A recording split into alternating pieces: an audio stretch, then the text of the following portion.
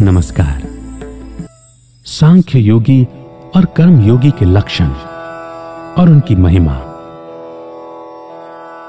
श्री कृष्ण कहते हैं, जिसका मन अपने वश में है, जिसने अपनी इंद्रियों को काबू में कर लिया है, जिसका मन शुद्ध है, वो अपनी आत्मा को सब जीवों की आत्मा में देखने वाला निष्काम कर्म योगी कर्म करता हुआ भी लिप्त नहीं होता।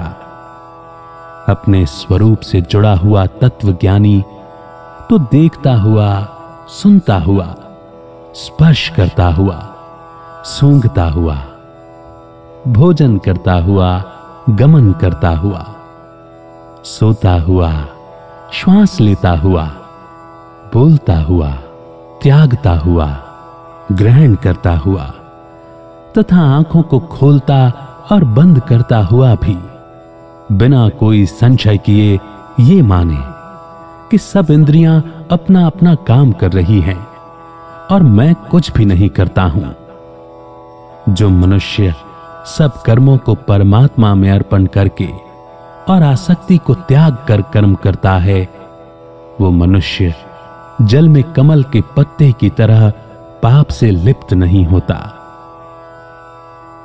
कर्मयोगी कर्मों के फल का त्याग करके परम शांति को प्राप्त करता है और सकाम कर्म करने वाला मनुष्य इच्छा और फल की कामना में आसक्त होकर बंध जाता है।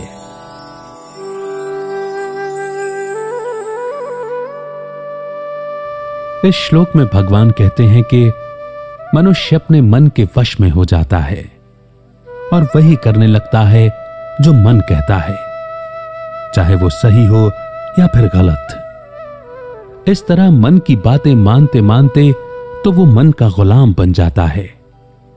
योगी तो वो होता है जो मन की ना सुने, बल्कि उसकी सुने जो विवेक और बुद्धि से आते हैं और वही कर्म करे। ये भटकता हुआ मन ही तो मनुष्य को बांध रहा है। इसीलिए मन से कंट्रोल नहीं होना है, बल्कि मन को कंट्रोल करना है। जब मनुष्य अपने मन को वश में कर लेता है तो उसकी सभी इंद्रियां अपने आप उसके वश में आ जाती हैं। जब इंद्रियां वश में हो जाती हैं तो मनुष्य की भावना शुद्ध हो जाती है। जब मनुष्य की कोई इच्छा या वासना, दौलत, शोहरत किसी शरीर को भोगने की इच्छा की ओर ले जाती हैं तो वो खुद को अशुद्ध कर लेता है। दया, हमदर्दी, समर्पण, प्रार्थना वो भाव हैं जो मन को शुद्ध करते हैं। जब मन साफ हो जाता है तो बाहर भी सिर्फ अच्छाई ही दिखने लगती है।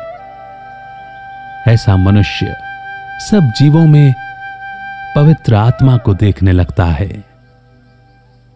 वो समझ जाता है कि वो जीव भी उस परमात्मा का ही वंश है, उसकी ही रचना है।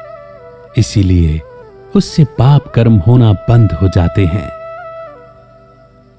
अपने स्वरूप को समझने वाला तत्व ज्ञानी, उसका मतलब है जिसने उस एक तत्व परमात्मा के तत्व को समझ लिया है और उससे जुड़ गया है, जो ये समझ गया कि वो एक ही तत्व है जो उसके अंदर भी है और बाहर भी। पूरा ब्रह्मांड, सृष्टि, प्रकृति और प्रकृति के पांचों तत्व उसी के संकल्प से उत्पन्न हुए हैं। ऐसा मनुष्य उस एक तत्व जो सभी चीजों का आधार यानी कि फाउंडेशन है, ये मान लेता है कि उसके अंदर और बाहर हर जगह उसी के ही तो गुण हैं। ऐसा मनुष्य हर जगह एक यानी एकता देखने लगता है। उसके मन से भेदभाव का भाव ही खत्म हो जाता है। भेदभाव तो वहां होता है जहां एक से ज्यादा चीजें मौजूद हों, लेकिन ऐसा मनुष्य हर जगह उस एक तत्व को ही देखने लगता है। इसीलिए जब उसकी इंद्रियां देखती हैं, सुनती हैं, तो वो खुद को देखने वाला और सुनने वाला माध्यम मानता है। ये नहीं मानता कि मैं सुन रहा हूं, देख रहा हूं। ये सब देखते सुनते हुए भी उस पर कोई प्रभाव नहीं पड़ता। वो जान लेता है कि इंद्रियां अपना काम कर रही हैं, वो खुद कुछ नहीं कर रहा। इस तरह उसका कर्ता भाव ही खत्म हो जाता है, जिस कारण कर्म फल नहीं बनता, और ऐसी अवस्था ही मुक्ति की अवस्था कहलाती है। जैसे कमल कीचड़ में खिलता है, लेकिन उसके नीचे के कीचड़ का असर कमल पर नहीं होता। वो तो कीचड़ से ऊपर उठकर अपनी पूरी सुंदरता के साथ खिला रहता है। यहां कीचड़ का मतलब है पाप कर्म और कमल का मतलब है मनुष्य।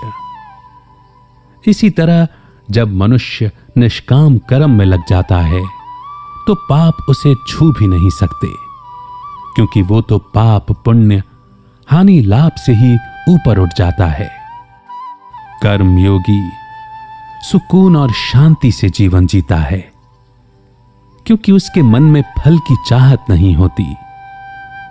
जब मन में फल पाने की इच्छा या चिंता होती है तो वो मन की शांति को खा जाती है, क्योंकि मनुष्य फल के इंतजार में ही बैठा रहता है।